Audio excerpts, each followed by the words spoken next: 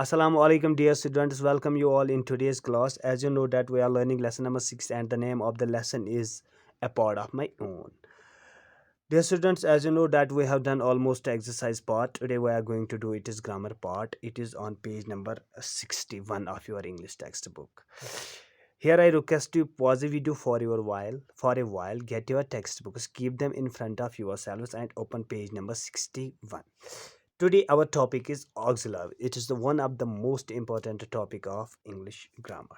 These auxiliary verbs are also called helping verbs. Auxiliary verbs are also called helping verbs. Now we will learn where we use auxiliary verbs and why we use auxiliary verbs. These auxiliary verbs are used with the main verbs. Auxiliary verbs जो है इनका इस्तेमाल main verbs के साथ होता है. क्यों? To express three things. One is verbs tense, verbs mood or voice. There are three things. That is why auxiliary verbs are used. Main auxiliary verbs जो हमारे पास हैं, they are in three forms. That is to be, to have and to do. Three types of main auxiliary verbs हमारे पास हैं. To be, to have and to do. और ये जो टू बी, टू हैव और to do है, ये जो अपीयर होते हैं, it appear in the form of to be is appears in the form of am, is और was, were, being, been और will be.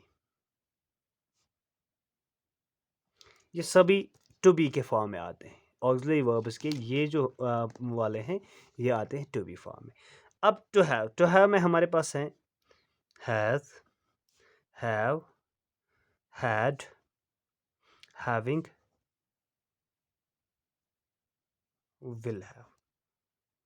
आपने ऑलमोस्ट, जहाँ तक मुझे लग रहा है, आपने टेनिस पढ़ा होगा तो आपको आसानी होगी ये समझने में. जैसे एम तो हम आई के साथ इस्तेमाल करते हैं, प्रेजेंट है इज़ प्रेजेंट है, आर भी प्रेजेंट है, वाज हुआ है, पास्ट में बीइंग, ये इसको क्या कहते हैं, हम कंटिन्यूस फॉर्म्स में इस्तेमाल करते हैं. बीन हम पार्टिसिपल फॉर्म्स में इस्तेमाल करते हैं और विल भी हम फ्यूचर में इस्तेमाल करते हैं. Same is the case with has, have और had, having, will have. To do में जो हमारे पास हैं वो है डज, डू, डिड और विल डू. डज और डू प्रेजेंट में है, पास्ट में है और ये फ्यूचर में इस्तेमाल होता है. These are the main auxiliary verbs. अब हमारे पास कुछ मॉडल ऑक्सिलरीज, इनको फिलहाल हम छोड़ देते हैं. आज हम इन मेन ऑक्सिलरी वर्ब्स की बात करते हैं. तो वो जो दूसरा पार्ट हमारे पास होता है वो है मॉडल ऑक्सिलरीज का, उनको छोड़ देते हैं. इनको और बेहतर तरीके से समझने के लिए मैं आपको ये समझा दूंगा कि किस तरह से ये वर्ब के टेंस में इस्तेमाल होते हैं. मैन वर्ब के साथ इस्तेमाल होता है, ये दिखाने के लिए वर्ब का टेंस. उसके लिए मैं कुछ सेंटेंसेस यहाँ पे लिखूंगा, आपको वो सेंटेंसेस देखने होंगे. फॉर एग्जांपल मैंने लिखा शी इज़ वेटिंग आउटसाइड. इसको मैं करता हूँ अंडरलाइन. दूसरा सेंटेंस में लिखूंगा she was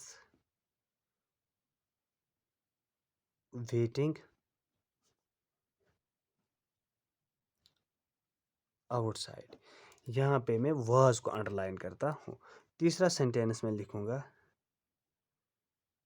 she will be waiting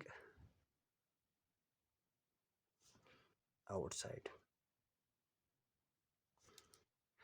यहाँ पे मैं will be को करता हूँ. अब अगर आप इन तीनों सेंटेंसेस को देखोगे, जो ऑक्सिलरी वर्ब्स हैं ये हमें हेल्प करता है प्रोग्रेसिव टेंस बनाने में.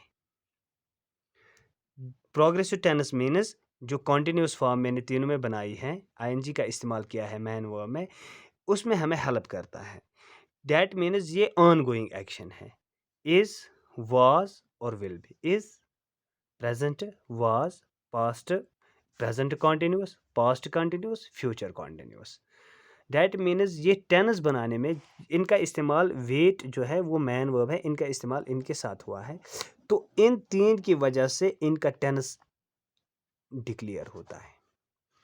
प्रेजेंट कॉन्टिन्यूस कौन है, पास्ट कॉन्टिन्यूस कौन है और फ्यूचर कॉन्टिन्यूस कौन है।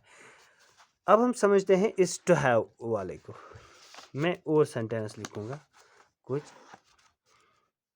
फॉर एग्जांपल मैं एक सेंटेंस लिखूंगा, she has drunk it already. दूसरा लिखूंगा, she had drunk it before we arrived. तीसरा सेंटेंस में लिखूंगा, she will have drunk it by then. तब तक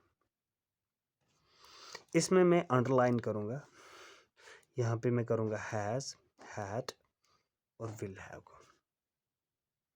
यहाँ पे अगर आप देखोगे third form of the verb इस्तेमाल होते हैं, ये सभी इस्तेमाल होते हैं परफेक्ट टेंस में, जो मैंने आपको ऊपर बता दिया है कि ये टू हैव जो है has, have, had, having, will have, ये हमें परफेक्ट टेंस में इस्तेमाल होते हैं। तो यहाँ पे अगर आप देखोगे इन तीनों सेंटेंसेस में हैज़, हैड और विल हैव ने हमारी हेल्प की है। मैन वर्ब जो है वो ड्रंक है, इसके साथ हमने इनका इस्तेमाल किया है ऑक्सिलरी वर्ब्स का, और उनने हमारी हेल्प की है ये एक्सप्रेस करने के लिए कि जो एक्शंस की हैं वो कब कंप्लीट हो रहा है। ठीक है ना। तो ये और हमने हमारी मदद उनने की है इन सेंटेंस को परफेक्ट टेंस में बनाने के लिए। तो ये हो गया यहाँ पे हमारे पास प्रोग्रेसिव टेंस ऊपर वाला जो मैंने बता दिया, ये प्रोग्रेसिव है जिसको हम कॉन्टिन्यूस टेंस कहते हैं। तो ये जो है ना, ये दूसरा ये हमारा हो गया परफेक्ट टेंस में, जहाँ पे हम इनका इस्तेमाल करते हैं। और ये सब ये वाले सेंटेंस और ये वाले सेंटेंस दोनों को बनाने में, दोनों की टेंस को डिफाइन करने में हमारी हेल्प जो की है वो ऑक्सिलरी वर्ब्स ने की है। अब हम सीखते हैं कि किस तरह से ये हमारे पास परफेक्ट प्रोग्रेसिव टेंस बनाने में मदद करते हैं। उसके लिए मैं कुछ सेंटेंस लिखूंगा। For example, she has been studying.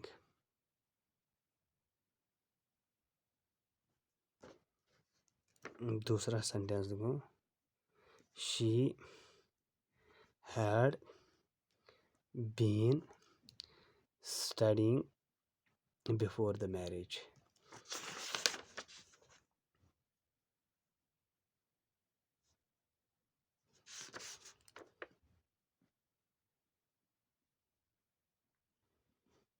तीसरा सेंटेंस लिखूंगा मैं, she will have been studying for a month at that point. अभी यहाँ पे आपको ध्यान रखना होगा, ये तीनों सेंटेंसेस जो मैंने बनाए हैं इसमें मैं हैज़ बीन, हैड बीन और विल हैव बीन को अंडरलाइन करता हूँ। ये इसमें ऑक्सिलरी वर्ब, स्टडी जो है वो मैन वर्ब है, इनके साथ इनका इस्तेमाल हुआ और इन यही डिसाइड करते हैं क्या परफेक्ट कॉन्टिन्यूस टेंस।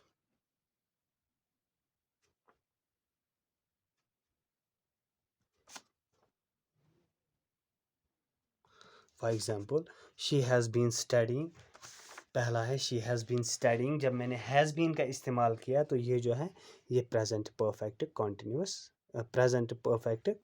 बना। जब मैंने हैड बीन किया तो ये पास्ट परफेक्ट कॉन्टिन्यूस बना।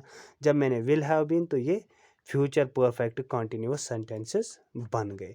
तो इन सेंटेंसेस को ये इस तरह से, ये जो हमारे ऑक्सिलरी वर्ब्स हैं, ये हेल्प करते हैं हमारे टेंस के हिसाब से। तो उसके बाद रहा मूड। मूड और वॉइस मैं आपको बता दूं, वॉइस में आपको बता दूं, ये हमारी मदद करता है कि किस तरह से हम एक्टिव वॉइस को पैसिव वॉइस में करते हैं। वो भी मैं एक एग्जांपल दे दूं आपको।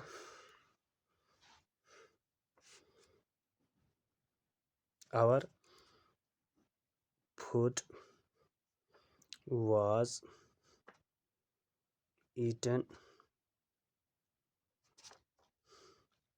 by him। यहाँ पे इस वाज ने इसको पैसिव वॉइस में बना दिया। The phone will be disconnecting tomorrow. इसी तरह से ये पैसिव वॉइस में। अब ये हमारी मदद करते हैं, ये जो ऑक्सिलरी वर्ब्स हैं ये हमारी मदद करते हैं इंट्रोगेशन फॉर्म्स में भी। वो ग्रामर, ये टेनिस का पार्ट है कि किस तरह से हम जब हम सिंपल प्रेजेंट का क्वेश्चन बनाए, सेंटेंसेस बनाए या प्रेजेंट कॉन्टिन्यूस के बनाए, उसके जो हम क्वेश्चन होते हैं उसमें हम जो ऑक्सिलरी वर्ब्स इस्तेमाल करते हैं वो पहले लिखते हैं, बाद में बाकी सेंटेंस लिखते हैं, उस तरह से वो इंट्रोगेटिव बन जाता है। अब सीधे आते हैं हम यहाँ क्वेश्चन की तरफ। आपका जो पार्ट है इसमें हम देखते हैं क्या कौन सी करेक्ट ऑक्सिलरी वर्ब्स हैं। पहला है I days two dogs and a cat. इसमें हम लिख सकते आई हैव या आई हैड, दोनों। I did understood this topic, तो इसमें हम इस्तेमाल लिखे आई हैव या I had. I have understood this topic, I had understood this topic. Someone is just waiting for, someone is, someone was. Present में तो is, past में आएगा was. We days too happy to hear the news. We are happy, we were happy. My name is on the notice board, my name was on the notice board। तो दोनों इसकी correct है। आप जो भी चाहो आप इस्तेमाल कर सकते हो। Choose the correct auxiliary verb from the ones given in the brackets। The cat was chasing the mouse around the house। क्योंकि cat singular है, singular के साथ was आएगा तो इसका was सही है। I dash read Alice in Wonderland twice। I have, ठीक है। He dash bend this iron bar। He can, possibility। All the children going to play football। All the children are, when I say children that means it's a plural, and with plural we use are। The thieves have robbed our neighbor's house। यह हमारी आज की exercise थी। इसके related अगर आपको कोई भी असिस्टेंस की ज़रूरत है, यू कैन कॉल मी और you can text me on my personal WhatsApp number. Thank you, have a good time.